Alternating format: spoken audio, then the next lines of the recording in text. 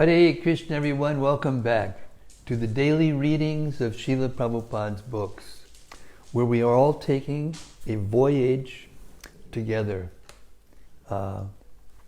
through the Srimad-Bhagavatam, associating with Srila Prabhupada, associating with all of the transcendental personalities who are present in sound. We associate with the greatest souls in the history of the universe by hearing the Srimad-Bhagavatam together. And now we've reached the 10th canto, so we get to associate with the most intimate associates of Krishna. And throughout the 9th canto, we associate, the 9 cantos, we associate with all the greatest sages and rishis and kings and saintly persons, devotees of different avatars, and we learn all the different moods that are available. And now we've come to the point of understanding just how great Krishna is. And then we get to hear about him as just a little cowherd boy. And we just heard how Brahma was completely bewildered by Krishna. And now Brahma is going to offer his prayers. And these are so profound, these prayers. I mean, Brahma, Narada, these are the main preachers. Shukadev, Brahma, Narada,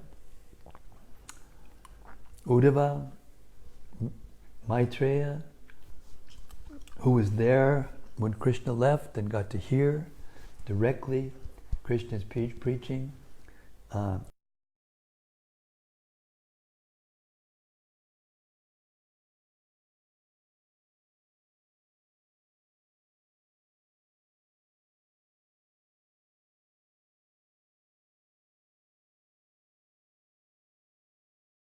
Gentlemen, welcome. Don't mind, we started without you. I was just talking about Vaisheshika Prabhu. I don't think he's not here now, but he was with us last night. Was it last night? Yeah, we chanted his birthday song. And I felt bad afterwards. I didn't say something. I should have said something in glorification of him. Anyway, Hare Krishna. So, yes, as I was saying, we're taking this journey through the Srimad-Bhagavatam, not just to learn something or to, collect information content so that we can show off or beat people into submission or whatever. But we're here to learn how to act, how to think, how to feel, how to will, and how to act, according to whatever position we're in.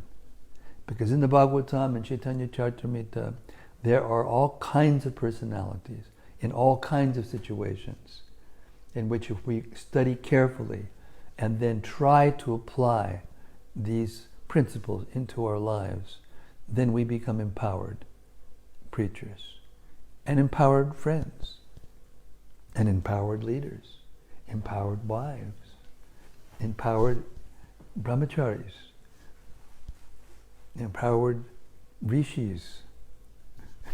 No, it's a rishi. Rishis. He's the leader, you're a rishi.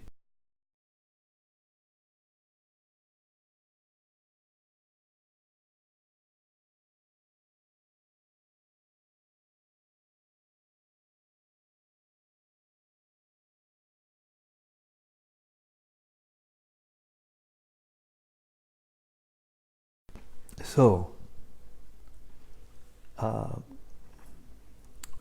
Sanatana Goswami is glorifying Srimad-Bhagavatam, and we should very carefully entertain ourselves.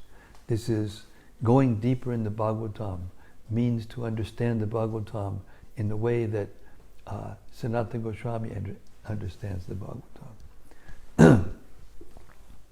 Srimad-Bhagavatam Mahima Stotram, and it goes like this. Sarva Shastrabdipi Yusha, Sarva Vedaika Satpala, Sarva Siddhanta Ratnaja, Sarva Lokai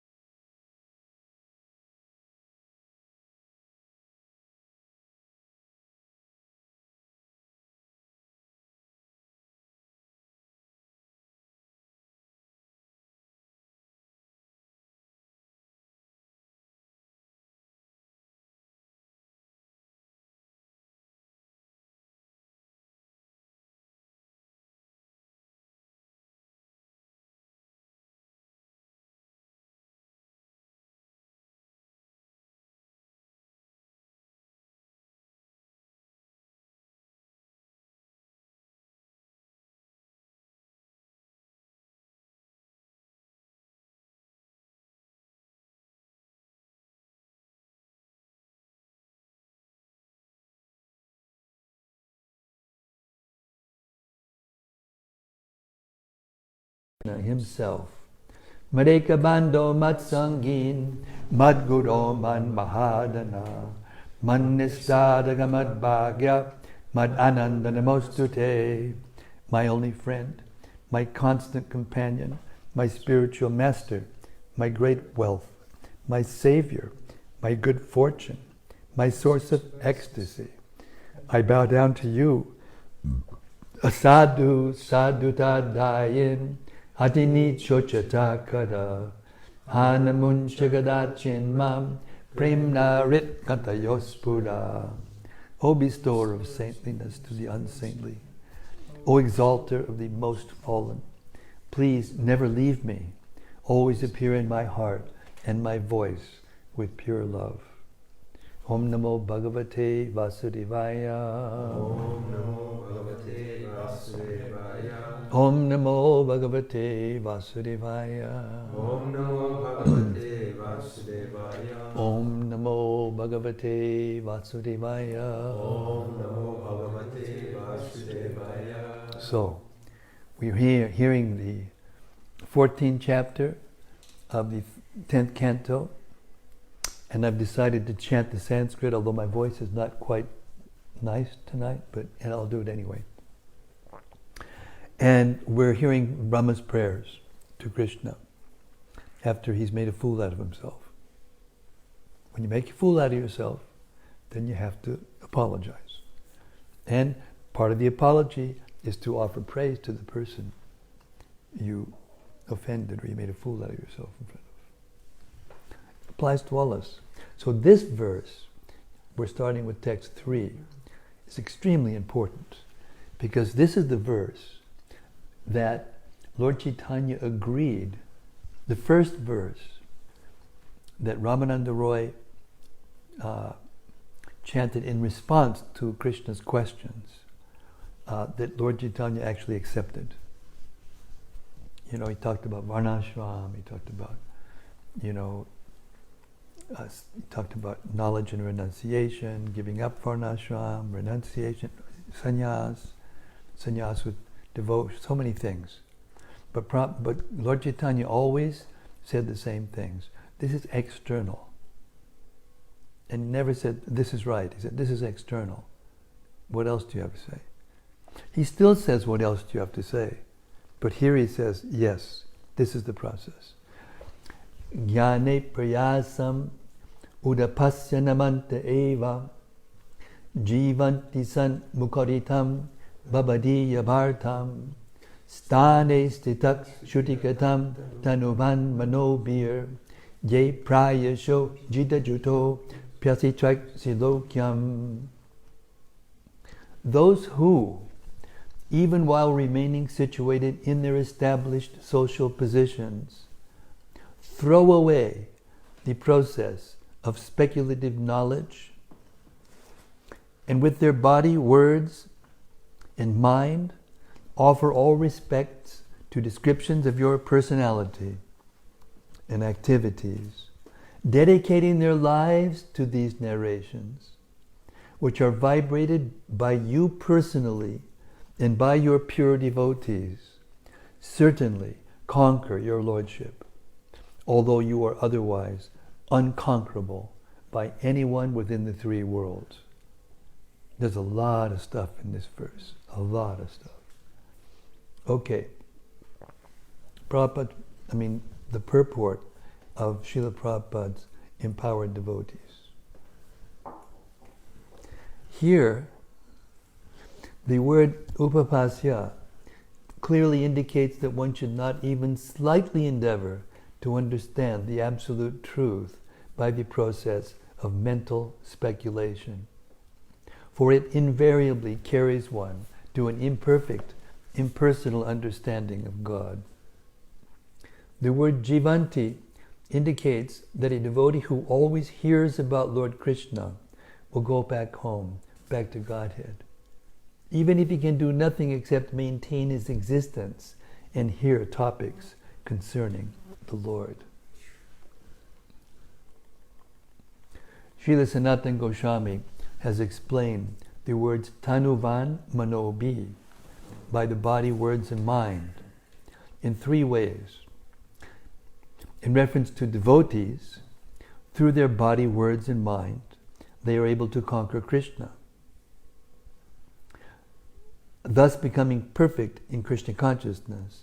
They can touch his lotus feet with their hands, call him to come with their words, and attain his direct audience within their mind, simply by thinking about him.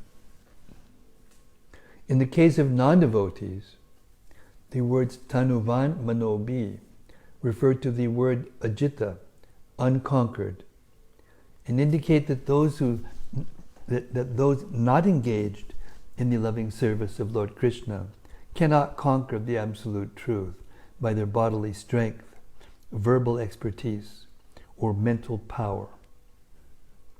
Despite all their endeavors, the ultimate truth remains beyond their reach.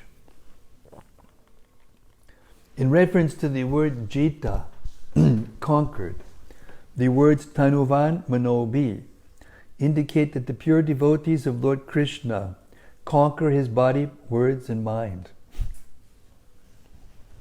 Lord Krishna's body is conquered because he always remains by the side of his pure devotees. Lord Krishna's words are conquered because he always chants the glories of his devotees. And Lord Krishna's mind is conquered because he always thinks about his loving devotees. Srila Vishwanath Chakravarti Thakur has explained the words tanu, van, manobi in regard to the word namanta, offering obeisances.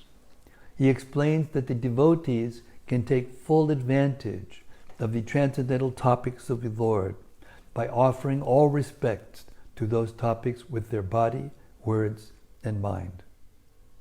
One should engage his body by touching the ground with his hands and head while offering obeisances to the topics of the Lord. One should engage his words by praising transcendental literatures such as Bhagavad Gita and Srimad-Bhagavatam, as well as the devotees who are preaching such literatures. And one should engage his mind by feeling great reverence and pleasure while hearing the transcendental topics of the Lord. In this way, a sincere devotee who has acquired even a small amount of transcendental knowledge about Lord Krishna can conquer him and thus go back home, back to Godhead, for eternal life at the Lord's side. Text 4. Shriyak Shritim Bhakti Mudasya Te Vibo Klishyanti Ye Kevalabodha Labdaye Te Sham Asau Kleshala Eva Shishyate Nanyad Yata Stula Vitusha Rugatinam. My dear Lord, devotional service unto you is the best path for self-realization. If someone gives up that path and engages in the cultivation of speculative knowledge, he will simply undergo a troublesome process and will not achieve his desired result. As a person who beats an empty husk of wheat cannot get grain, one who simply speculates cannot achieve self-realization. His only gain is trouble. Purport. Loving service to the Supreme Person is the natural and eternal function of every living entity. If a person renounces his own constitutional function and instead laboriously seeks so-called enlightenment through impersonal, speculative knowledge, his result is simply the trouble and bother that come from following an artificial process. A fool may beat an empty husk, not knowing that the grain has already been removed. Similarly foolish is the person who throws his mind again and again into the pursuit of knowledge without surrendering to the Supreme Personality of Godhead. For it is the Supreme Personality of Godhead who is the very substance and goal of knowledge. just as grain is the substance and goal of the entire agricultural effort. Vedic knowledge, or indeed material science, without the personality of Godhead, is exactly like an empty and useless husk of wheat. One may argue that by practicing yoga or cultivating impersonal knowledge, one can acquire prestige, wealth, mystic powers, or even impersonal liberation. But these so-called grains are actually useless, because they do not situate the living being in his constitutional position of loving service to the Supreme Lord. Therefore, such results, being superfluous to the living being's essential nature, are impermanent. As stated in the Nrsimha Purana, 62:19, Patreshu pushpeshu paleshu toyeshu akriti labeshu badaiva satsu bhaktya su labye purusho purane bhaktya kim artam kriyate prayatnaha. Since the primeval personality of Godhead is easily attained by offering such things as leaves, flowers, fruits, and water, which are all found without difficulty, why does one need to endeavor for liberation separately? Although the process of devotional service to Lord Krishna is simple, very simple, it is extremely difficult for stubborn, conditioned souls to completely humble themselves before the Supreme Personality of Godhead and absorb themselves 24 hours a day in His loving service. The mood of loving service is an anathema.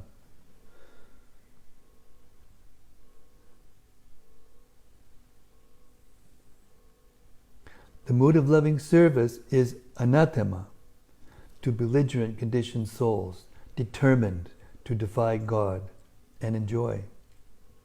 When such stubborn conditioned souls attempt to bypass surrendering to God through proud attempts at philosophical speculation, austerity, and yoga, they are turned back to the material platform by the powerful laws of God and violently merged into the heaving ocean of insignificance called the material world.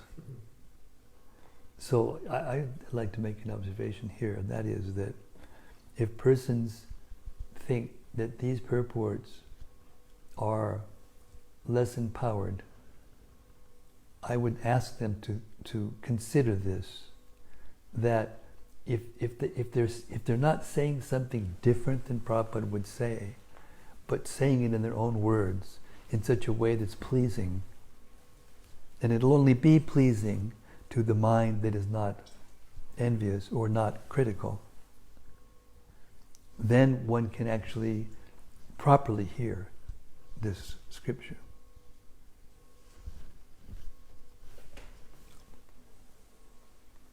Text 5. Pureha bhuman bahavo piyoginas Twad arpiteha nijakarma labdaya Vibhujya bhakjaiva kato panitaya Prapedirenjo chutate gatim param. O Almighty Lord, in the past, many yogis in this world achieved the platform of devotional service by offering all their endeavors unto you and faithfully carrying out their prescribed duties. Through such devotional service, perfected by the processes of hearing and chanting about you, I'll repeat that again. Through such devotional service, perfected by the process of hearing and chanting about you, they come to understand you, O Infallible One, and could easily surrender to you and achieve your supreme abode. Text 6. Tatapi bhuman mahima gunasyate vibodhum arhatyamalantaraatmabihi avikriyat swabhuyavad arupato yananya bodhyat mataya chachanyata. Non-devotees, however, cannot realize you in your full personal feature.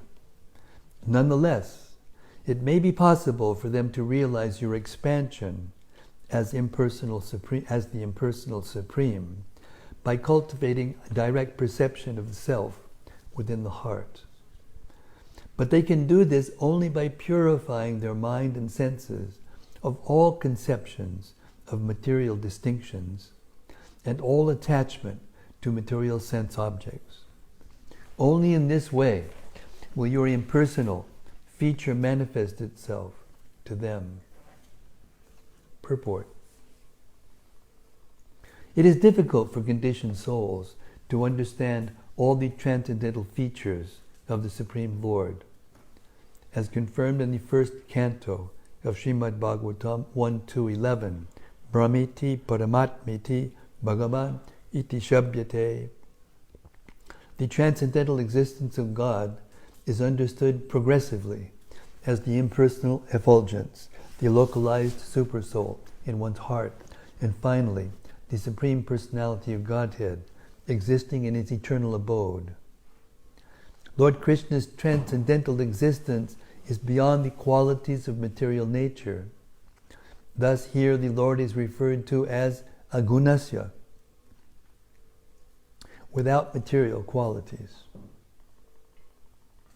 Even by practicing yoga or engaging in advanced philosophical speculation, one will find it very difficult to understand clearly the transcendental existence beyond the modes of material nature.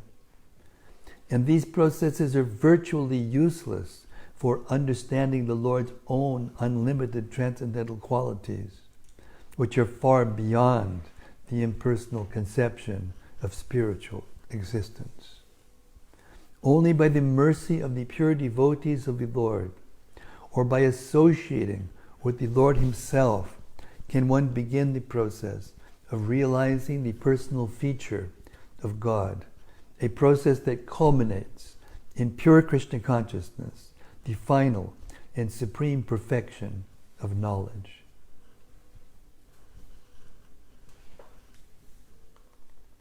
Text 7. Gunat manaste tu gunan vimatum hitva bhatirnasya ka isharesya kale nayarva vimitak sukalpayar bhupang shabake mikika jupasaha. In time, learned philosophers or scientists might be able to count all the atoms of the earth, the particles of snow, or perhaps even the shining molecules radiating from the sun, the stars and other luminaries. But among these learned men, who could possibly count the unlimited transcendental qualities possessed by you, the Supreme Personality of Godhead, who have descended onto the surface of the earth for the benefit of all living entities? Purport. Srila Sanatana Goswami explains that Lord Krishna is Gunatma, the soul of all superior qualities, because He gives them life. Well, Srila Sanatana Goswami explains that Lord Krishna is Gunatma, the soul of all superior qualities, because He gives them life. For example, one may discuss in an abstract way such qualities as generosity, intelligence, and mercy, but they come to life only when a person exhibits them. Thus, Lord Krishna is Gunatma because He descends to the material world and reestablishes religious principles by exhibiting all godly qualities Himself and inspiring them in others. A living entity who develops the transcendental qualities found in the Lord, receives immeasurable benefit, and eventually goes with the Lord back to his own abode, where all living beings are liberated and fully endowed with the transcendental nature. Srila Sanatana Goswami further explains that the Lord manifests a specific spiritual quality for the benefit of each living entity. Since there are innumerable living entities within the confines of the material creation, the Lord manifests infinite qualities. Thus, every conditioned soul can appreciate the Supreme Lord in a particular way. The example is given here that even if the most learned scholars could someday count the particles of earth, snow, and light, they would still fail to understand the qualities of the Lord. In this example, earth, snow, and light are progressively more subtle. Thus, it is to be understood that there is an increasing difficulty in counting their virtually infinite particles. According to Srila Vishwanath Chakravarti Thakur, great personalities like Lord Sankarshan actually have counted the number of atoms on the earth and even the molecules of the entire universe. Yet even such a personality as Sankarshan, who has been continuously chanting the glories of the Lord since time immemorial, has not even approached a final count of those glories. Lord Krishna exhibits his most astounding qualities during his childhood pastimes in Vrindavan, where he steals butter from the cowherd ladies, dances with his girlfriends, and plays with his cowherd boyfriends as their most dear companion. Although appearing like ordinary human activities, such sublime pastimes embody Lord Krishna's immeasurable and innumerable beautiful transcendental qualities, which are the life and soul of the pure devotees. Text 8. Tate nukampam susamik shamana bunjana evatmakritam vipakam haridbhag vipabur vididam namaste jiveta yo mukti pade sabdaya bhag. This verse is so important that Prabhupada either quotes it or summarizes it or points to it as much as any other verse in the whole book.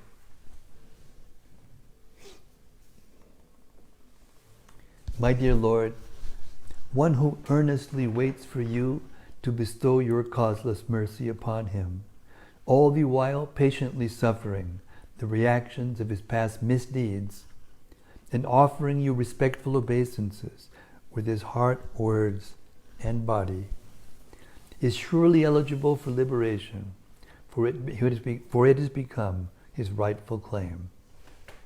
This purport, one of my favorites. Srila Sridhar Swami explains in this commentary that just as a legitimate son has to simply remain alive to gain an inheritance from his father, one who simply remains alive in Krishna consciousness, following the regulated principles of Bhakti Yoga, automatically becomes eligible to receive the mercy of the personality of Godhead. In other words, he will be promoted to the kingdom of God. The word su, samikshimana, indicates that a devotee earnestly awaits the mercy of the Supreme Lord, even while suffering the painful effects of previous sinful activities. Lord Krishna explains in the Bhagavad Gita that a devotee who fully surrenders unto him is no longer liable to suffer the reactions of his previous karma. However, because in his mind a devotee may still maintain the remnants of his previous sinful mentality, the Lord removes the last vestiges of the enduring spirit by giving his devotee punishments that may sometimes resemble sinful reactions. The purpose of the entire creation of God is to rectify the living entity's tendency to enjoy without the Lord. And therefore the particular punishment given for a sinful activity is specifically designed to curtail the mentality that produced the activity. Although a devotee has surrendered to the Lord's devotional service, until he is completely perfect in Krishna consciousness, he may maintain a slight inclination to enjoy the false happiness of this world. The Lord therefore creates a particular situation to eradicate this remaining enjoying spirit. This unhappiness suffered by a sincere devotee is not technically a karmic reaction. It is rather the Lord's special mercy for inducing his devotee to completely let go of the material world and return home back to Godhead. A sincere devotee earnestly desires to go back to the Lord's abode. Therefore, he willingly accepts the Lord's merciful punishment and continues offering respects and obeisances to the Lord with his heart, words, and body. Such a bona fide servant of the Lord, considering all hardship a small price to pay for gaining the personal association of the Lord, certainly becomes a legitimate son of God, as indicated here by the words Daya Bak. Just as one cannot approach the sun without becoming fire, one cannot approach the Supreme Pure, Lord Krishna, without undergoing a rigid purificatory process, which may appear like suffering, but which is in fact a curative treatment administered by the personal hand of the Lord.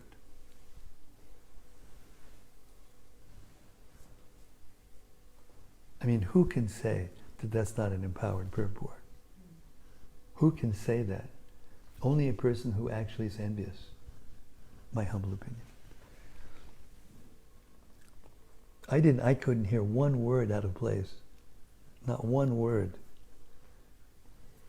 Amazing. Text 9. Pasheshame naryamananta adye paratmani dvai apimayi mayini mayam pitak yakshitum atmabhaivavam yaham kiyan aichavivar chiragnau. My Lord, just see my uncivilized impudence. To test your power, I tried to extend my illusory potency to cover you, the unlimited and primeval supersoul, who bewilder even the masters of illusion. What am I compared to you?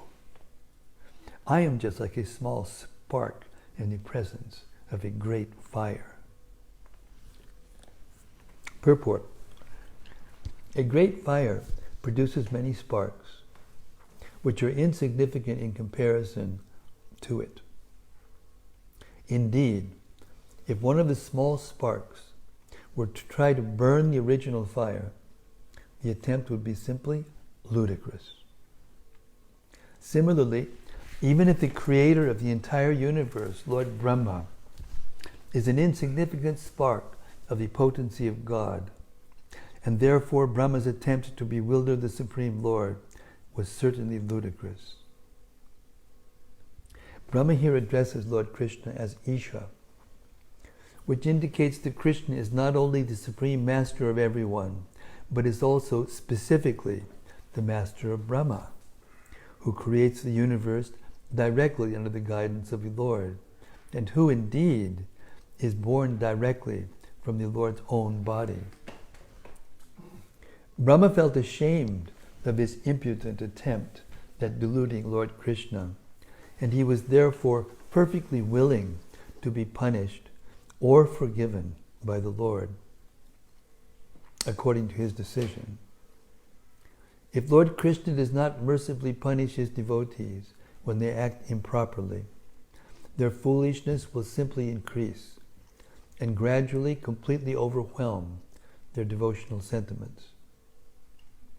Therefore, Lord Krishna kindly disciplines his devotees and maintains them on the progressive path back home, back to Godhead. Text 10.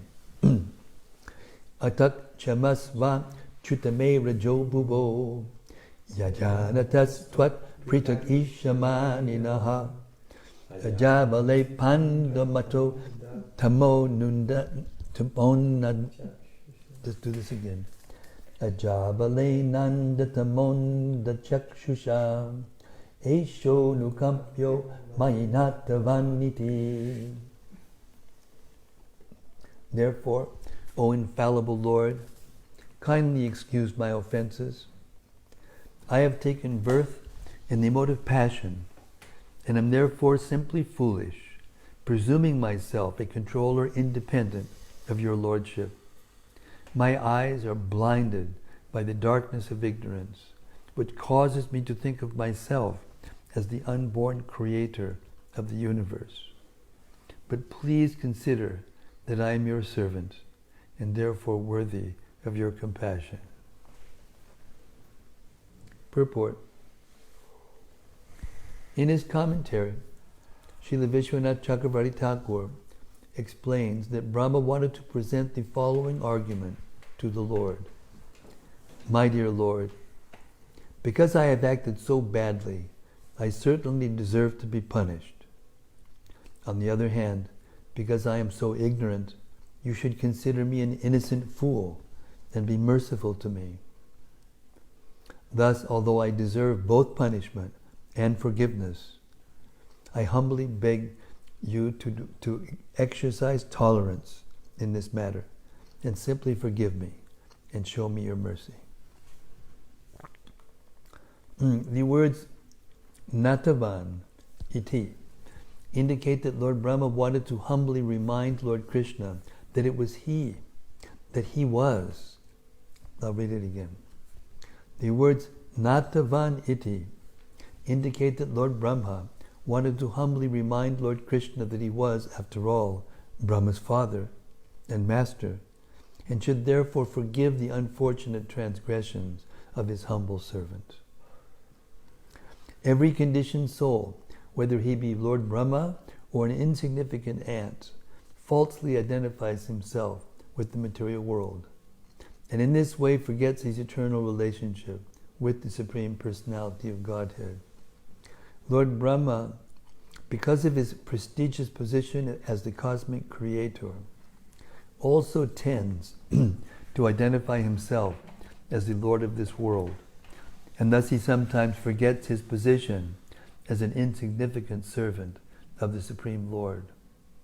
Now, by Lord Krishna's mercy, this false identification is being rectified, and Lord Brahma is remembering his constitutional position as the eternal servant of God. Text 11. Kwaham tamo maharaham ka chadatni varbu samveshitanda kata sapta vitastikaya kvedrig vida viganitanda paranucharya vatad baroma vivadas yatite mahitvam. What am I, a small creature, measuring 7 spans of my own hand? I am enclosed in a pot-like universe composed of material nature, the total material energy, false ego, ether, air, fire, water, and earth. And what is your glory? Unlimited universes pass through the pores of your body, just like particles of dust pass through the openings of a screened window. Purport. In the Chaitanya Charitamrita, Adi Lila, chapter 5, text 72, Srila Prabhupada gives the following purport for this verse. When Lord Brahma after having stolen all Krishna's calves and cowherd boys, returned and saw that the calves and boys were still roaming with Krishna, he offered this prayer in his defeat. A conditioned soul, even one so great as Brahma, who manages the affairs of the entire universe, cannot compare to the personality of Godhead, for he can produce numberless universes simply by the spiritual rays emanating from the pores of his body. Material scientists should take lessons from the utterances of Sri Brahma regarding our insignificance in comparison with God. In these prayers of Brahma, there is so much to learn for those who are falsely puffed up by the accumulation of power. End quote.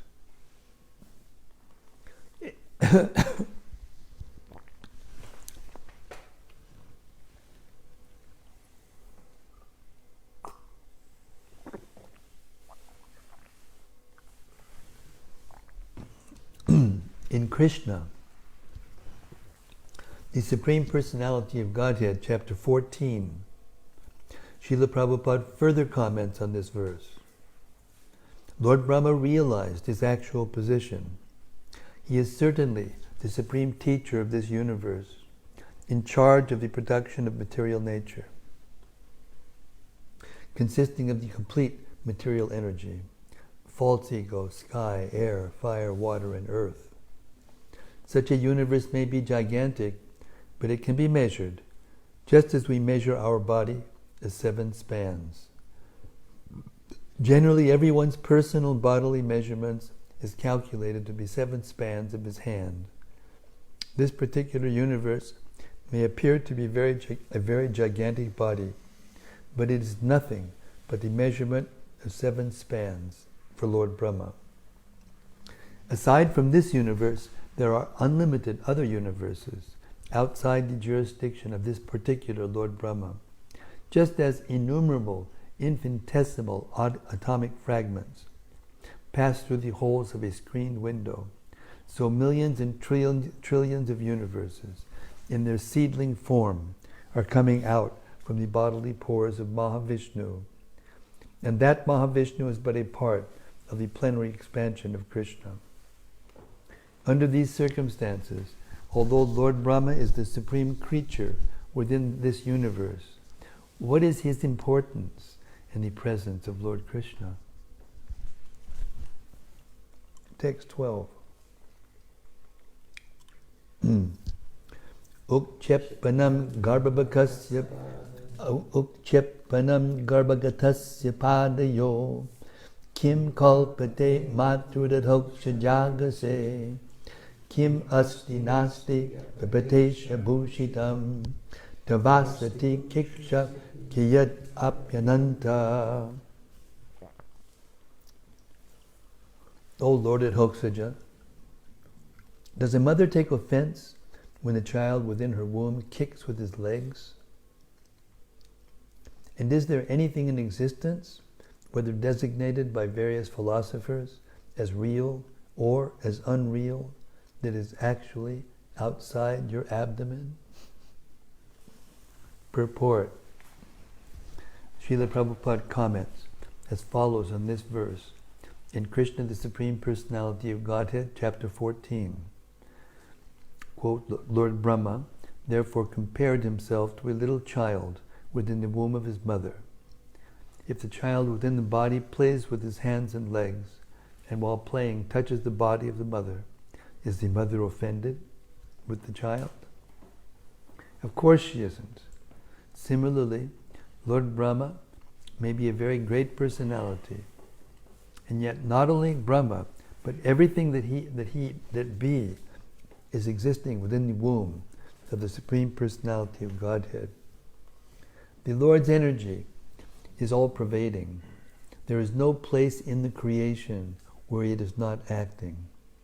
Since everything is existing within the energy of the Lord, the Brahma of this universe, or the Brahmas of the many other millions and trillions of universes, are existing within the energy of the Lord. Therefore, the Lord is considered to be the mother and everything existing within the womb of the mother is considered to be the child. And the good mother is never offended with the child, even if he touches the body of the mother by kicking his legs. Text 13. Jagat Trayanto Dadisam Plavode Narayanasyo Dadanabinalat Vidigrato Jas Twitadman Navai Misha Kintvishodat Twan Nabinirgravkosmi Vinirgatosmi.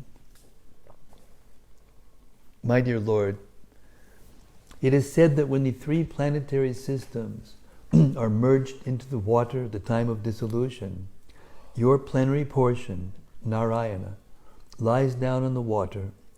Gradually a lotus flower grows from his navel, and Brahma takes birth upon that lotus flower. Certainly, these words are not false.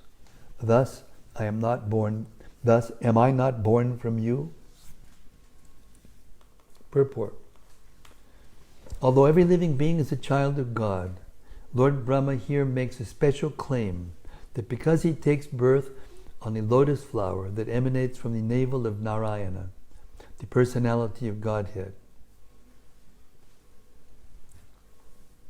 Oh, I missed a word, sorry. See how hard it is to read this without a mistake? Perfectly. Although every living being is a child of God, Lord Brahma here makes a special claim because he takes birth on a lotus flower that emanates from the navel of Narayana, the personality of Godhead. Ultimately, all living beings are equally expansions of the transcendental body of the Supreme Lord. But Brahma has an intimate relationship with the Lord because of the activities of universal creation. And so he uses the prefix V in the word Vinirgata to beg the Lord's special mercy.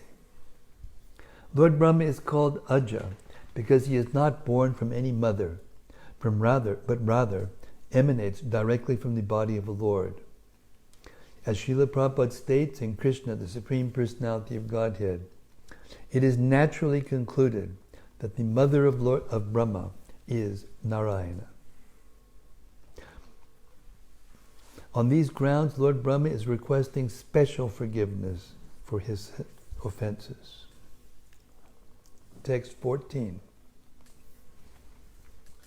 Narayanastvam nahi sarvadehinam atmasya dikshak kilaloka sakshi Narayanongam narabu jalayanat Yachchapi satyam natataiva maya. Are you not the original Narayana, O Supreme Controller, since you are the soul of every embodied being and the eternal witness of all created realms? Indeed, Lord Narayana is your expansion, and he is called Narayana because he is the generating source of the primeval water of the universe. He is real, not a product of your illusory Maya. Purport. In the Chaitanya Charitamrita, Adi Lila chapter 2, text 30, Srila Prabhupada comments on this verse as follows. This statement was spoken by Lord Brahma in his prayers to Lord Krishna after Krishna had defeated him by displaying his mystic powers. Brahma had tried to test Lord Krishna to see if he was really the Supreme Personality of Godhead playing as a cowherd boy. Brahma stole all the other boys and their cows from the pasturing grounds.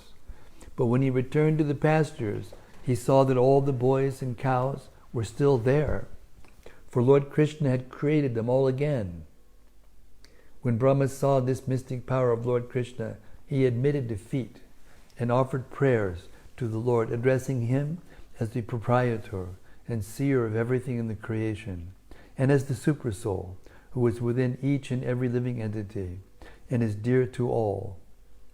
Lord Krishna is Narayana, the father of Brahma, Because Lord Krishna's plenary expansion, Garbhodakashayi Vishnu, after placing himself on the Garbha ocean, created Brahma from his own body. Mahavishnu in the causal ocean and Kshirodakashayi Vishnu, the super soul in everyone's heart, are also transcendental expansions of the Supreme Truth. In his commentary on this verse, Srila Sanatana Goswami has elaborately explained the expansion of the Vishnu or Narayana. In his commentary on this verse, Srila Sanatana Goswami has elaborately explained the expansion of the Vishnu or Narayana, expansions from the original form of Godhead, Lord Sri Krishna.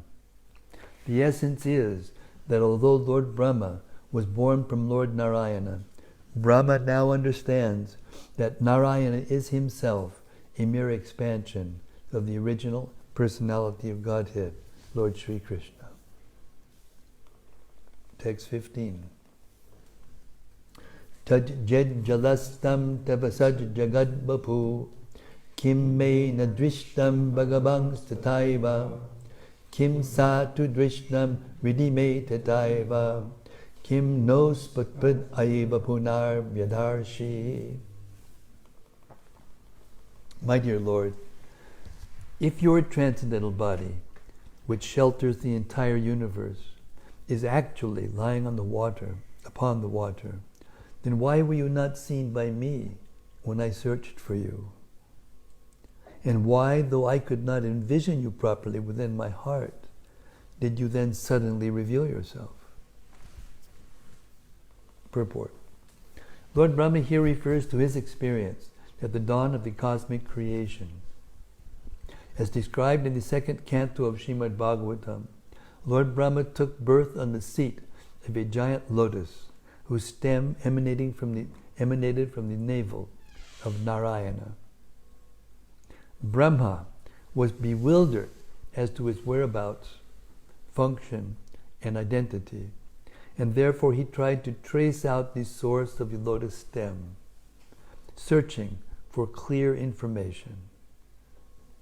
Unable to find the personality of Godhead, he returned to his seat and engaged in severe austerities, having been ordered to do so by the transcendental voice of the Lord, who could be heard but not seen.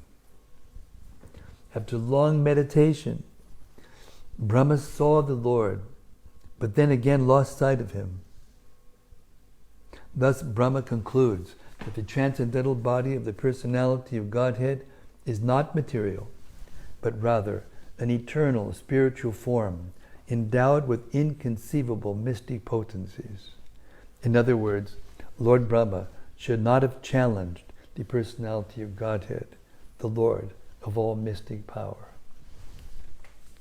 Text 16. Atraiva maya damanavadhare yasya pachanchasya bihistutasya kristasya chantar jatare jananya mayat vameva prakriti kritam te. Oh, my dear Lord, in this incarnation, you have proved that you are the supreme controller of Maya. Although you are now within this universe, the whole universal creation is within your transcendental body, a fact you demonstrated by exhibiting the universe within your abdomen before your mother Yashoda. So he knows something about Brajalita's pastimes. Purport. Lord Brahma here describes the inconceivable spiritual potency of the Lord. We may find a pot within a house, but we can hardly expect to find the house within the same pot. By the Lord's spiritual potency, however, he can appear within this universe and simultaneously exhibit all the universes within his body. One may argue that since the universe is seen by Mother Yashoda within Lord Krishna's abdomen, or within the Lord's body, they are different from the illusory material universes manifest externally. Here Lord Brahma refutes that argument, however. Lord Krishna is Maya Dhamana, the supreme controller of illusion. By the Lord's own supreme mystic potency, he can bewilder even illusion herself, and thus the Lord actually exhibited all the material universes within his body. This is Mayatvam, the supreme bewildering potency of the personality of Godhead. Text 17. Yasya kukshaw vidam sarvam satmam bhati yatha tata tatvayapi yatat sarvam kimmidam mayayamina. Just as this entire universe, including you, was exhibited within your abdomen, so it is now manifested here externally in the exact same form. How could such things happen unless arranged by your inconceivable energy? So Krishna was inside, outside, and inside.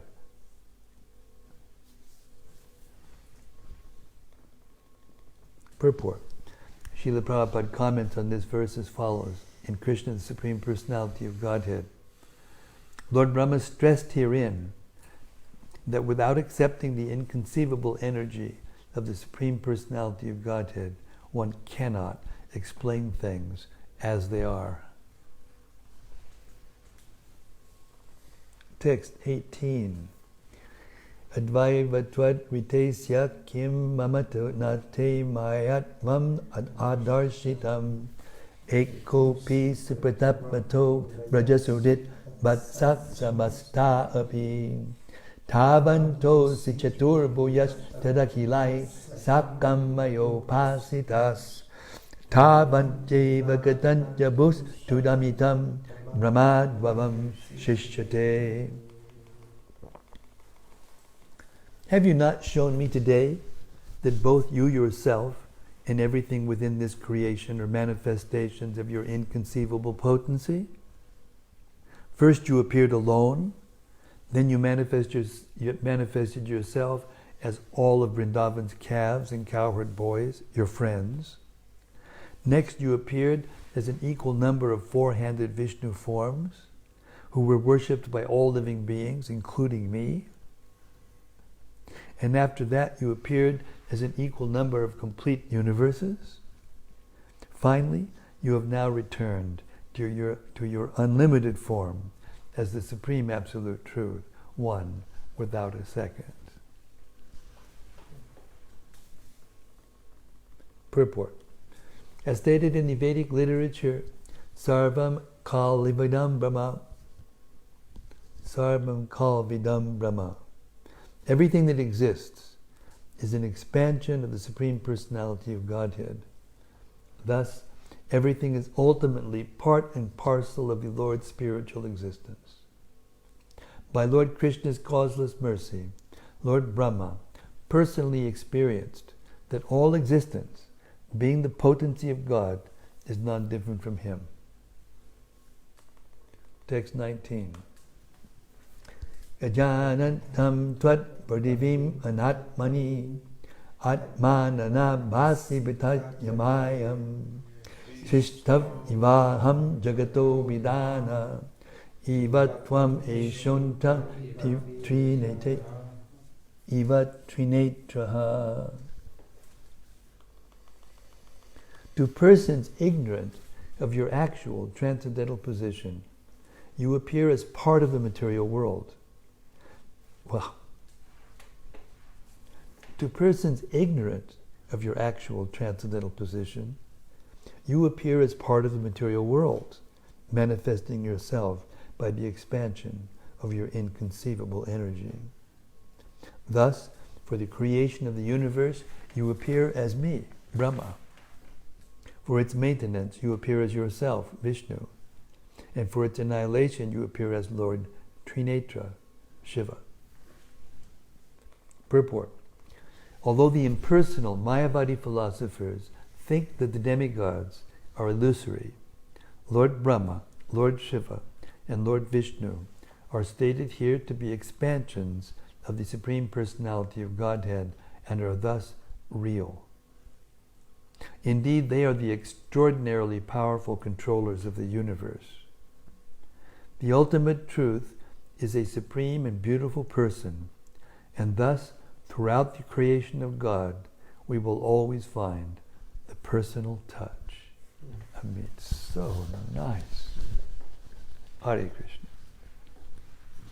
Well, there you have it.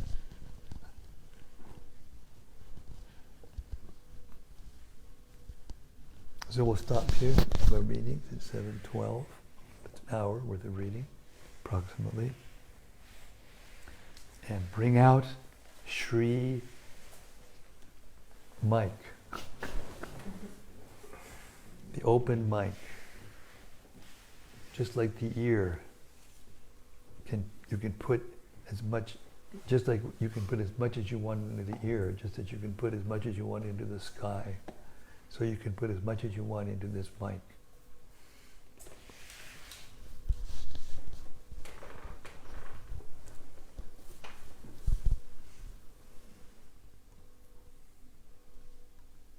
Something from cyberspace?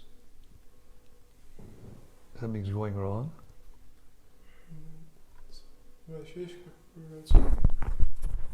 Really? Okay, I better be on my P's and Q's here. Hare Krishna. Dear Maharaj, please accept my heartfelt obeisances. All glories to Srila Prabhupada. Thank you for the nectar. See you in Govardhan, your servant, Vaisheshika Das. Vaisheshika Prabhu, we were just, if you were, I don't know if you listened to the whole thing or just being kind and tuning in just to give me encouragement. But again and again, I say the same thing.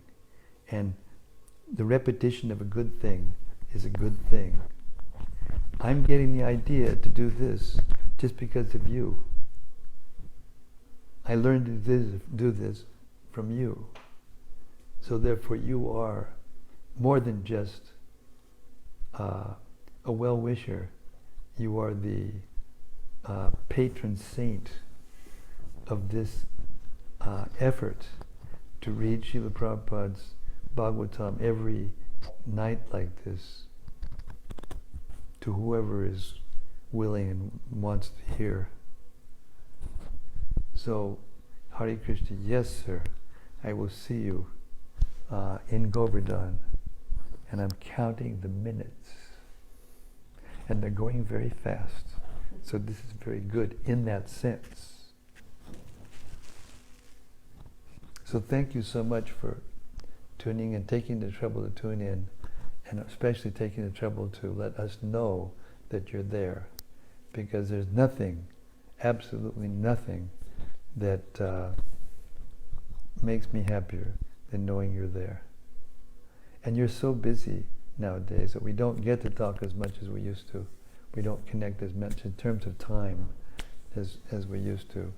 But whenever we do, it is the most meaningful and productive times of my life. Hare Krishna.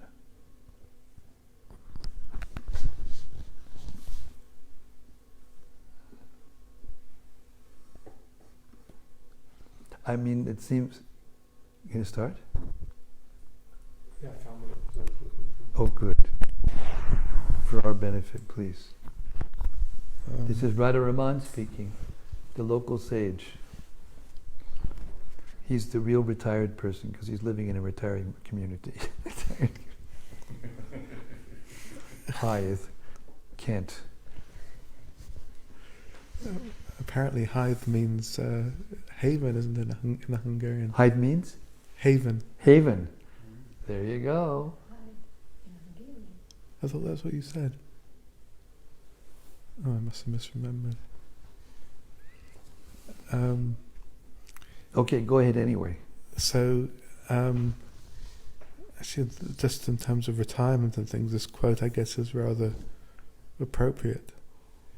There's this quote from the purport of chapter 14, text 3, which I guess struck a little chord.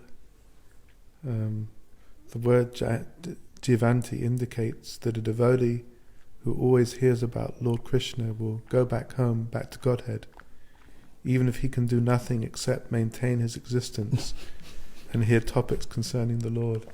There you go. What to speak of you who just don't hear it, but you speak it to others. Nice.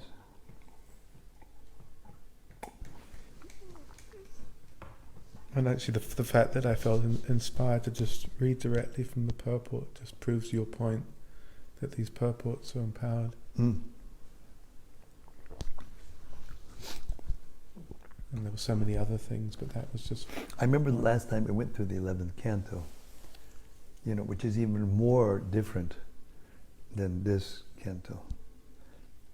And there was a lot big, long purports and very intellectual language and a little different than the way Prabhupada wrote. But when I read them in Govardhan, that one year, I don't remember what year it was, we were struck with the depth of information and the clarity and how there wasn't anything but what Prabhupada was saying, just maybe in a language a little bit more modern for somebody to be inspired by, which is what we were saying in the beginning, that if people want to criticize that it's not exactly like Prabhupada or exactly Prabhupada, then what does that mean?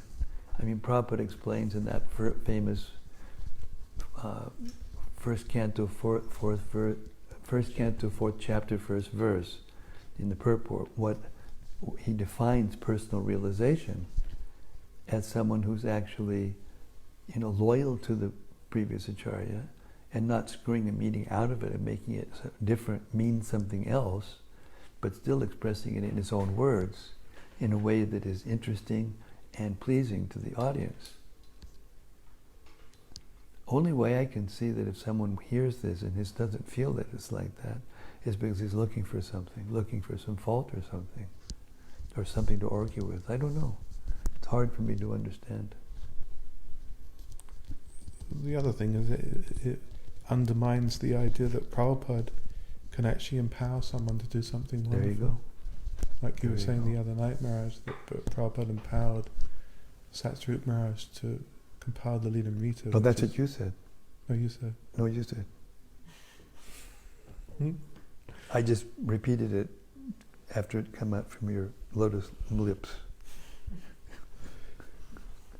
And anyway,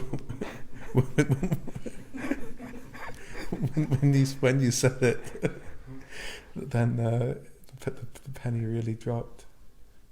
And Yeah. It's like... Yeah, therefore we should see this as Prabhupada's Bhagavatam.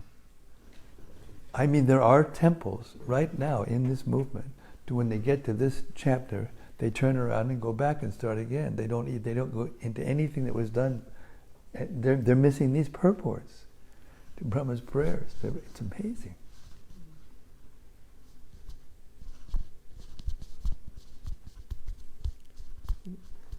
Their claim is that Prabhupada was a liberated soul, and these levels were not. Really? They're not? Can you write? Can they write like this? Yeah, I doubt it. Even if that's true, even if he's not as liberated as Prabhupada or as advanced as Prabhupada, they're certainly more advanced than they are. They're the ones who are criticizing. And if you can't appreciate someone who can write nicer than you can, then I don't know what that means. I don't even want to go there. I don't even want to. All I know is it's ludicrous. It's a ludicrous conclusion. So one thing that came to mind, that you can correct me if I'm wrong, but I think wasn't that the first canto of the Bhagavatam you read was in Russia was the 11th canto. What was that? Please, hand him the mic. Let us hear from them.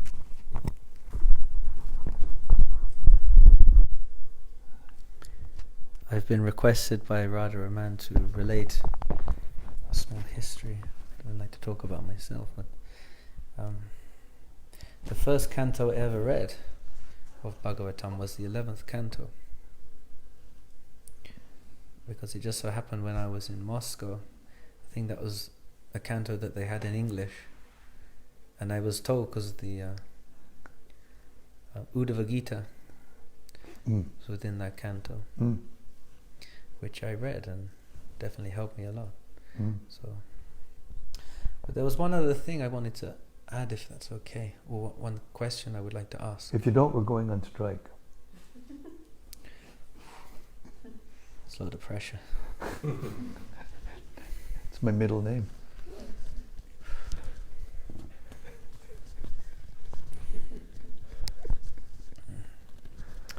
I was just wondering, because in the way that Krishna had already killed everybody on the battlefield of Kurukshetra, but he wanted to give Arjuna the credit.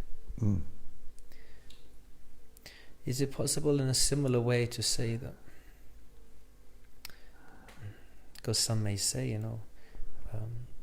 it's such a shame Srila Prabhupada couldn't have finished all the Bhagavatam, all the purports. Because there's also that conversation where Vishnu Jan Swami asked Srila Prabhupada, if Bhaktivinoda Thakur was such an empowered Vaishnava, why didn't he make the whole world into Vaishnavas? Oh yeah, that was in Los Angeles. Yep.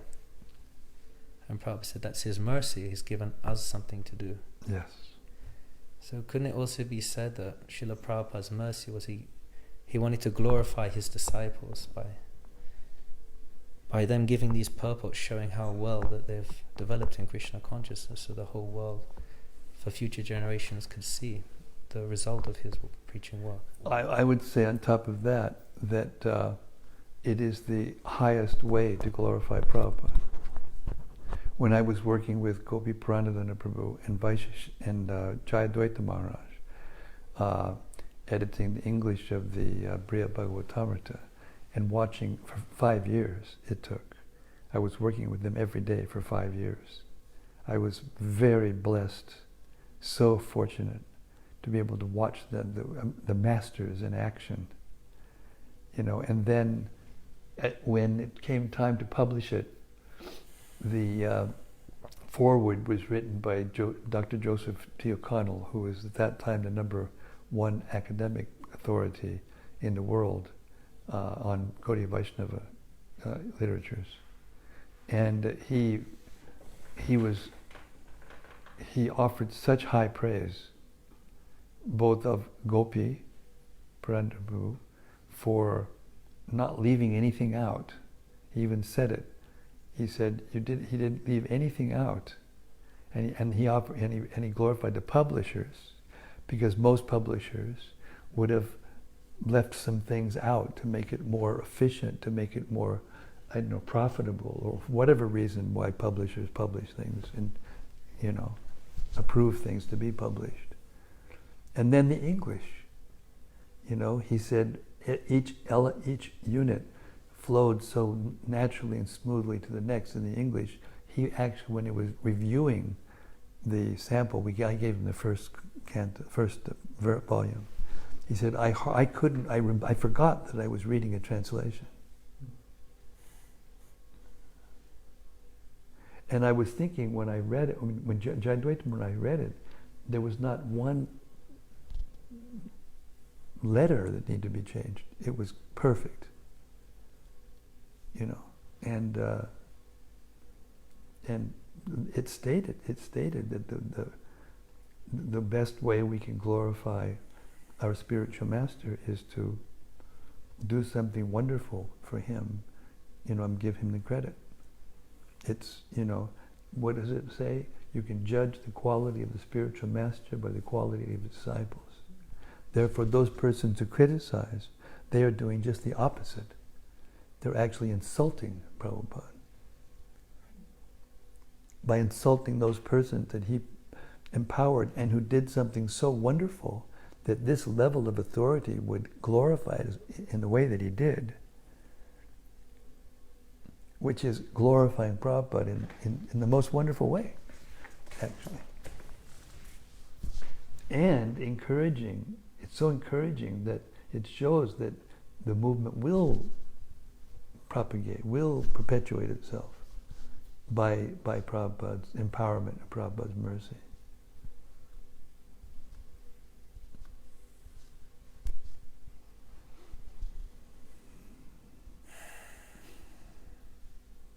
And Prabhupada also stated many times that he wanted in the future the BBT to become, to stay the most prolific, publisher of Indian transcendental,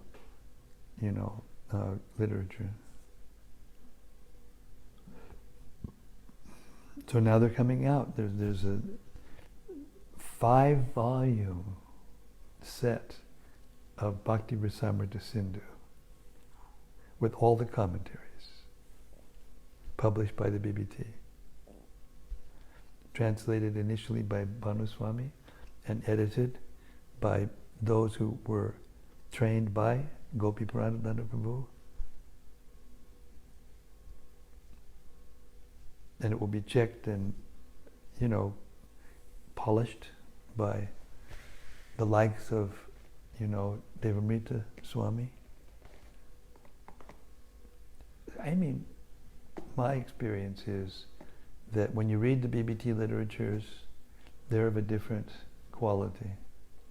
And even Bhanu Swami is admitting now that he wants it to be published by the BBT and edited to the BBT standard. Because even as good as he is, and I asked Gopi Puranadanda Prabhu directly this question, who would you trust to translate the Sanskrit into English without going off? That was my question. And he said, 2 people, Bhanu Swami and Satyanarayan. And Satyanarayan has gone off into another direction, so he's not available anymore.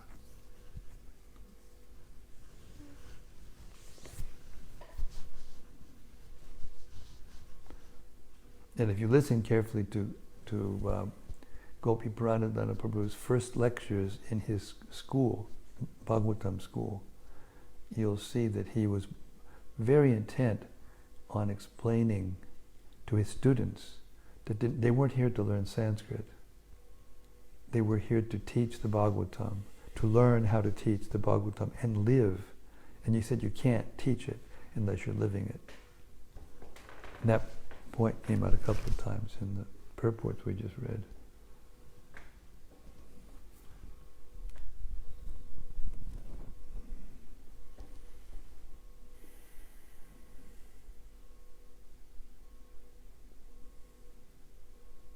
So yeah, I mean, these books are just wonderful. And when you hear them with persons who are actually hearing them, then they become even more wonderful.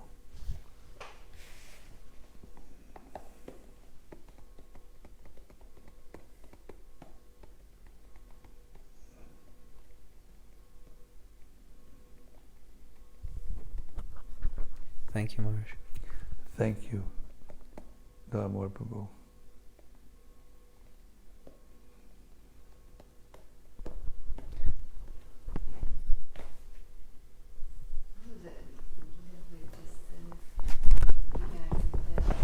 Anything that you say isn't just something. That word doesn't belong in the sentence. In regard of the discussion what we are having just now, that when we were reading the Sanskrit verses, some of them just felt, and I'm very illiterate in Sanskrit, but felt very, very complicated. And I'm just wondering, what it takes to actually understand it. Because even the English was really complex sometimes, and I can just imagine that the Sanskrit is even more complex. So what it takes. Well, I have a practical example that kind of embellishes what you're saying. The auto commentary of Sanatana Goswami to the Brihad Bhagavatamrita had never been translated into English before. And there were plenty of scholars in Bhaktisiddhanta's group and afterwards who you would think were capable of translating the commentary, but not one of them did. Because it was very difficult to translate into English. Some of it was done in such a way as it was in the text, and the way Gopi translated it was according to Joseph Connell, not according to one of us who were biased or prejudiced, toward Gopi. He did it in a way that was anyway, paraphrasing the same thing. But in answer directly to your question, what does it take? It takes 12 years of study to learn the grammar. And then it takes training underneath one who has actually realized to know which words to select. Because sometimes, there's words that can mean more than one thing. I'll give you an example, 2 examples that are given by our acharyas. One of them is the village was on the Ganges. So villages they're not on the Ganges, they're not on top of the water in the Ganges. So it means on the bank of the Ganges. And you have to understand what you're saying.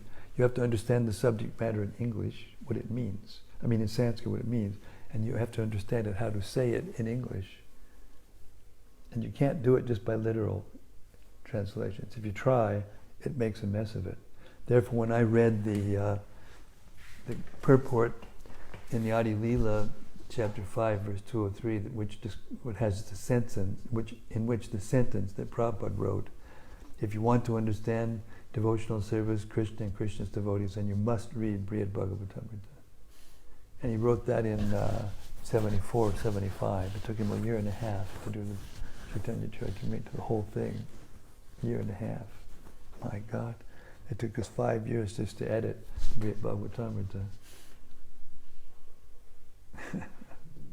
So, it takes realization. It takes empowerment. And there are purports in which Srila Prabhupada talks about this directly.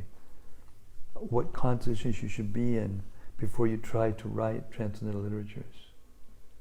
You can't be doing it for aggrandizement.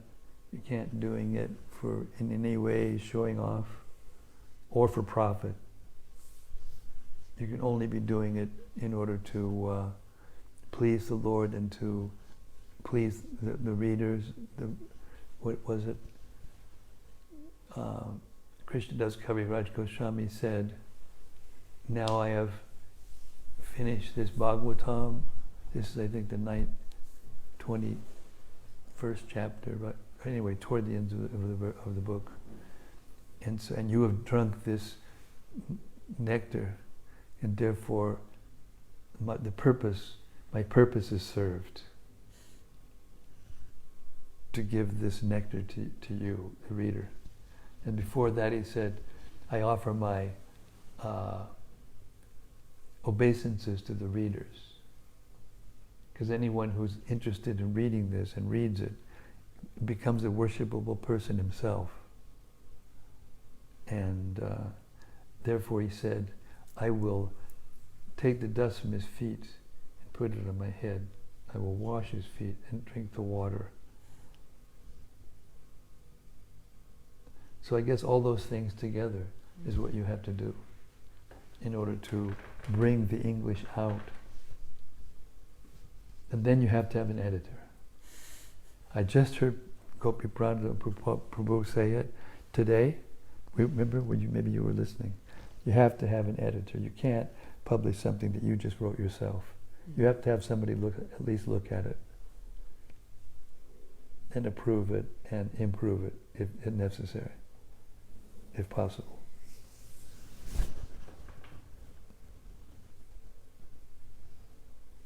And there's a quote by Srila Prabhupada, which is one of my favorite nowadays because of all the issues that are circulating around lately. It goes like this. This was written by, or found by the BBT trustees in answer to the objections to the edits.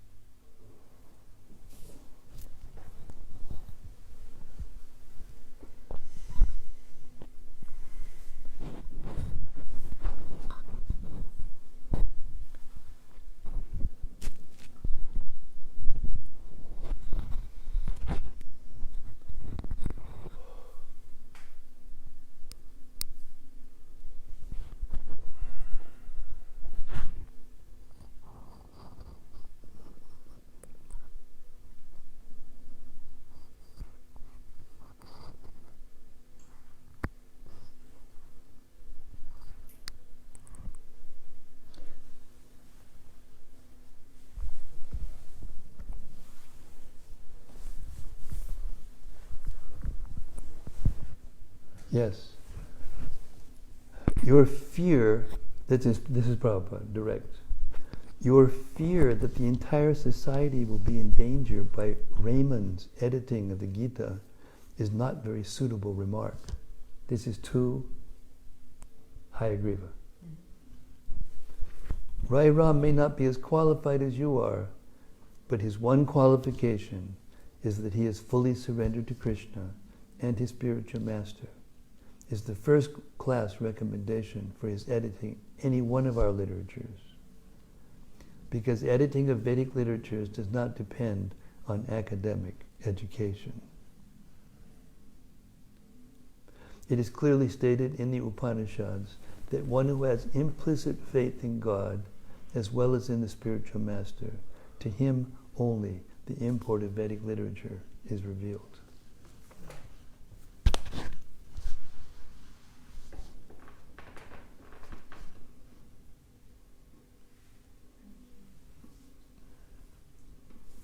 So that's also the quality for hearing. If you have that quality, you can hear. And you can speak nicely.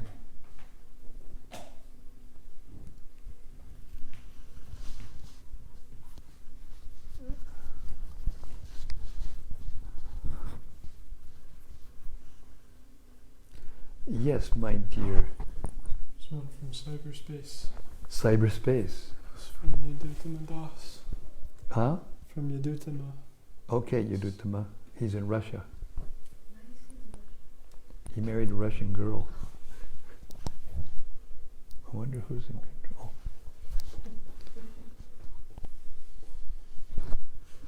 Yadutama says, Hare Krishna Gurudev, please accept. Hare Krishna Yadutatma. Please accept my humble obeisances, all glories to Prabhupada. Jai. Are we to understand from these prayers that Lord Brahma didn't have full realization of Krishna before this Leela took place? I hope this isn't too silly of a question, but do you know when Lord Brahma composed the Brahma Samhita? He composed the Brahma Samhita at the beginning of the universe.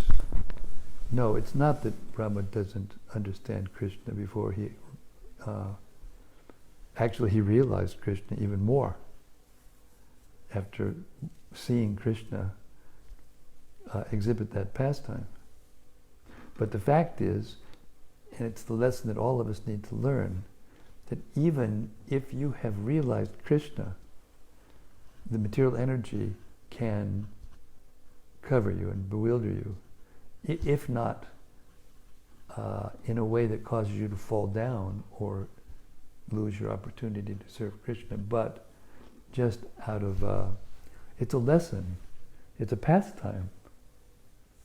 It's a pastime. Lord Brahma, from time to time, forgets, because his service to Krishna is very complex and very heavy, manifesting and maintaining the universe not maintaining completely, but yes, by his meditation, he keeps it together, being empowered by Vishnu. But to understand Krishna as a source of Vishnu, that's very difficult for him. But yes, sometimes Lord Brahma gets shown Krishna and Goloka Vrindavan in the beginning of the creation. And he writes the Brahma Samhita after he sees that at the beginning of the creation. He's writing what he actually is seeing. So then I guess your question is, how could he possibly not know that that's Krishna when he came and tested him? Well, he knew it was Krishna, but the form of Krishna that he was seeing, he hadn't seen before. Child Krishna, 5 years old. The eternal form of Krishna in Goloka Vrindavan is 16-year-old youth. Navayoganam cha. So it's special when he comes to the material world, Krishna. His pastimes are special. They're always special. They're always completely transcendental. Not that one is more transcendental than the other. But in order to come to the material world, he agrees to act as if he is under the modes of nature, and he changes himself into a baby on the desire of Devaki, out of her love, motherly love. And then he grows up and does all the kinds of things that babies do to please his parents who want to serve and love him in that way. But then he grows to 16, and then he doesn't grow any older than that. So he was only 5 when Brahma saw him.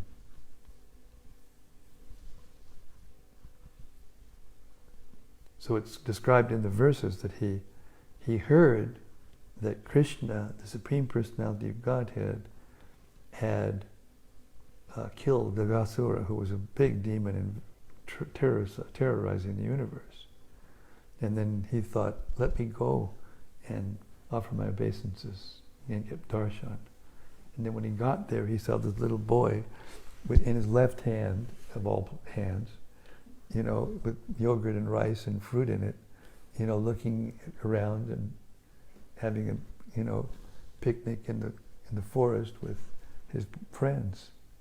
And he was thinking, this is God, this is my Lord, the Supreme Personality of God, the source of my existence. I don't know, maybe we better test him to see. So it was like that.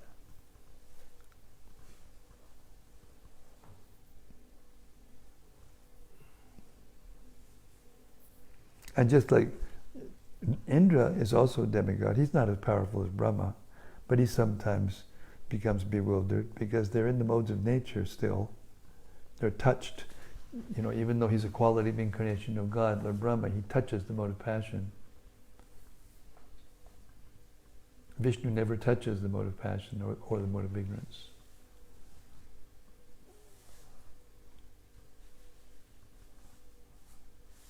Does that answer the question? He hasn't responded. Hasn't responded. Okay, that's as much as I know. Wait, we have some deeper realization over here from our teacher. Oh.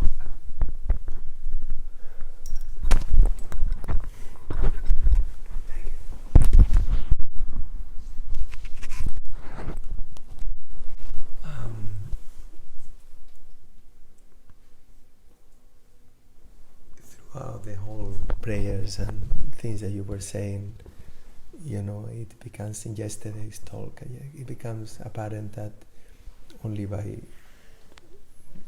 can only know Krishna by revelation, by his mercy. It's impossible.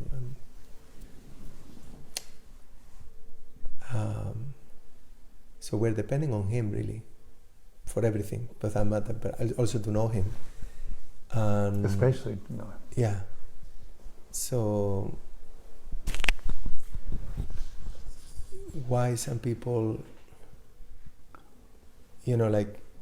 most of us, we are here because Krishna did something in our lives that attracted us. And I'm wondering, if he does the same thing with other people, will they come also? With everyone. Yeah. With anyone who comes. Yeah. So, yeah, that's what I mean. But the thing is that, we're preaching, we're doing so many things, but really when Krishna intervenes there, then is when there is a chance that the person is going to actually commit. And well, he intervenes not directly, but through persons who are completely surrendered to him and are giving, who are empowered. The sound of their voices. This is described in the Bhagavatam. When Krishna, I think it's in the 11th canto, he says, it's my decision to deliver the fallen souls by the dust of the devotees of the feet of my pure devotees. Yasya prasada bhagavat prasado, yasya prasada nagadagidomi.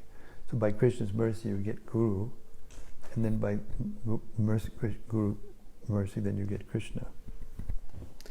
He says, we see, particularly in your generation, so many very qualified people. I mean, generation meaning the first direct disciples of Prabhupada. So many qualified people came and they surrendered their lives, And now it's still happening, no doubt, but, we like to see that happening more. And I wonder what is it that's going to take? Well, in that purport to that verse we just quoted, there's, I think it's Vishwanath, I don't remember exactly, one of our acharyas is quoted in the purport that Krishna, he becomes the servant of his devotee. He becomes the follower of his devotee. And so he's, literally walking behind his devotees, the ones he empowers. And the wind raises the dust of Krishna's feet and blows it out in front, and his devotees walk, and then that dust delivers. So it's actually him delivering, but he's delivering it through the pure devotees. There's another verse that describes how when a devotee is actually fully surrendered to Krishna, speaks, then the sound dislodges the dust from the feet of the super soul in the heart, and that those particles come out in the voice of the devotee and saffron particles, and and energize and enlightens and empowers the devotees to become devotees.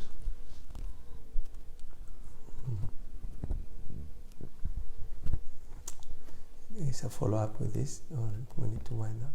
Can I say something? Can I add something in connection with this? Sure. Because it's a lot of debates going on now in the internet between Christians and postmodernists and this and that in regards to the existence of God, and it's not like a very.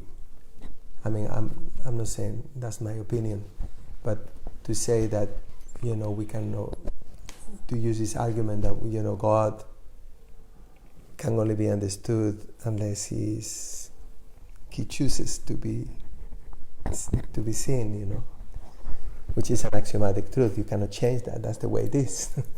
But at the same time, and it's what is preventing these people who don't believe in God from knowing Him. So then, if we cannot use that argument, how we can persuade? How can we actually prove the existence of God?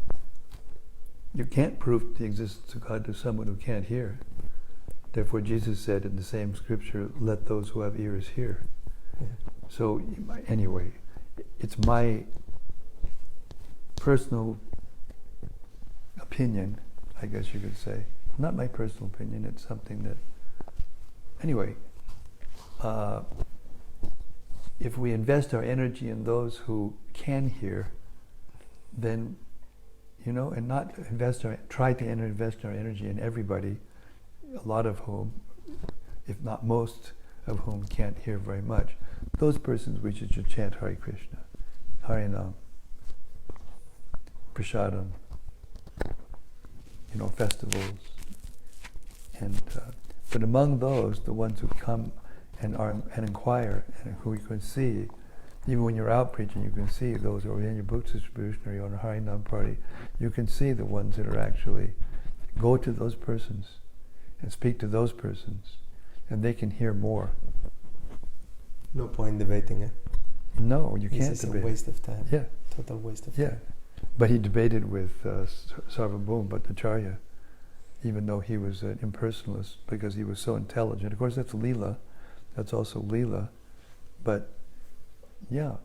Like, I think sometimes you debate with someone who is not listening, but maybe those who listen to the debate, they listen. So Yeah. That's also true. And Prabhupada didn't say that we shouldn't try to use argument and logic to convince people. But morally, that is when we are challenged. Then we should rise to the challenge and actually know what to say. I mean, if you listen to Prabhupada's morning walks and his room conversations where people actually challenge him, then you'll see exactly how to do it. He teaches us how to do it. So it's there for posterity. It's there in sound. You can actually hear him doing it. You can hear it through his purports. So you just, I don't know, what do I know? Nothing. But I just try to repeat the purports, as much as I can, and read the purports directly. And I'm finding that the young people who actually Krishna sends through the door, I remember one in Houston, there was, all of a sudden I had 6 young people, university students, in the room. More than about half the number of people that were in the room. And I was in the 9th canto of the Bhagavatam. And it was right in the section where it discusses the genealogical tables, leading up to the end of the Yadu dynasty and Krishna's appearance. And I was thinking, my God, am I going to read this to these kids and they're going to understand anything? I mean, sometimes I'll try to explain it along the way in order to give them more. But this was like too much, And I hadn't looked at in advance at the purports. And sure enough, Prabhupada there were 4 purports in a row that were extensive and just took from the very beginning basics right to the end, very beginning basics right to the end. And every single one of them to the person was like that. They were not just touched, they were moved to tears. And afterwards they were saying, we've never heard anything like this. This is the real thing, like that. So maybe our attitude may bring people to us who are like that, argumentative, But if we just keep reading Prabhupada's books out loud, which are so well thought out and so transcendentally empowered, and then the new people we meet, maybe we shouldn't try so much to, go into so much detail. Just read first. Read first for some time, and then take their questions, and then answer the questions. It changes the atmosphere completely. You were mentioning yesterday, the atmosphere changed so much from the first, was it the day before? I can't remember. Both days. Huh? Both days. Both days, yeah. Days. But one day after the Sunday feast day, this is what? Tuesday? Tuesday. This is Tuesday. Is it? Okay. So it was Sunday. There was such a big difference in the beginning to the end of the session. It was amazing. Wasn't it? So faith, Krishna's in the heart. Krishna brought them, especially if you're sitting in a place where they're coming to hear and you read Bhagavatam, then have faith and just don't be afraid and just read the Prabhupada's purports. And then if you sense that there's something said that is going to, kind of adjust it as you're reading, so that their mind doesn't have so much places to go. Explain it in context. Explain as best you can the context of the point. And then the rest of it is Krishna's mercy. And out of those 6 that were there, 3 of them are still coming around. And I'll read to you. Oh, I can't read to you. Maybe I can. Let's see. Oh, hopefully it's on the chat, the messages, I mean.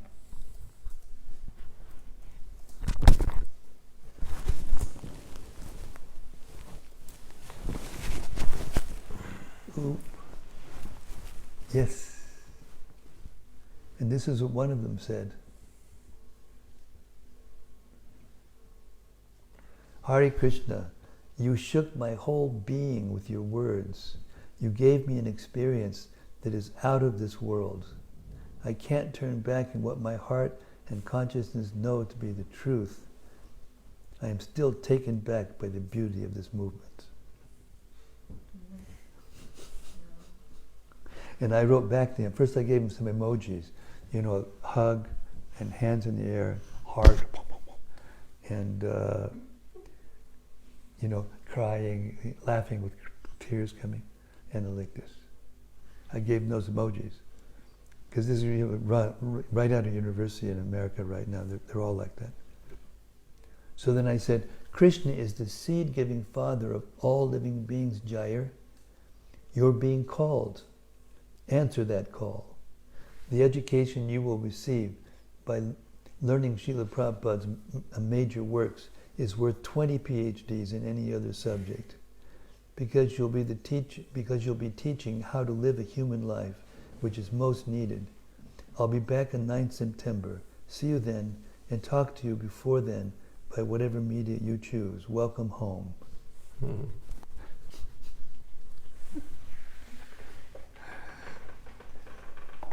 So it would have been easy for me to do something else when they were all new, right off the,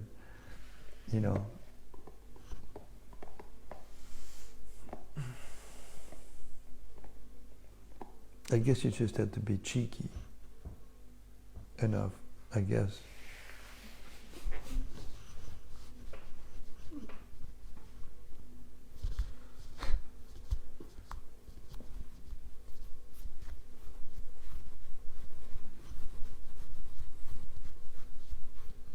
Keep our sense of humor.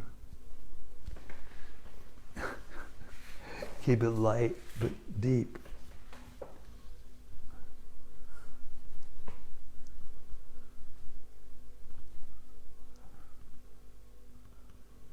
Okay, it's 8 o'clock. I have to stop now because I had to sleep in today because I wasn't feeling so well this morning. But tomorrow's Ekadasi and I want to get up early and do my morning program with Austin, which has been very, very nice. And then I want to chant my 64 rounds, and then these sages are coming over to enliven me further.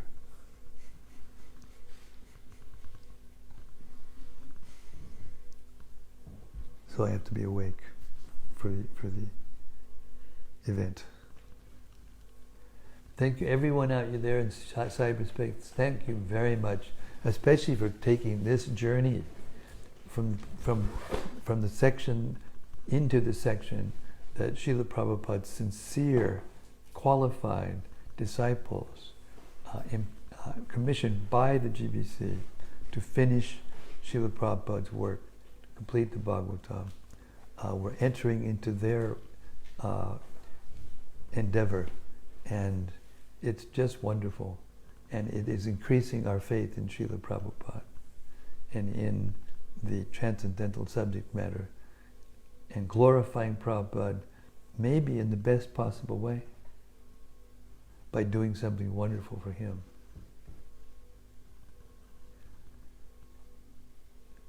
Srimad-Bhagavatam ki jai. Lord Brahma's prayers to Lord Krishna ki jai. Brahma Mohan Lila ki jai. Gaur Premanandi. See you tomorrow night at Holt Farm. Live studios right here in the Olive Tree College. Hare Krishna.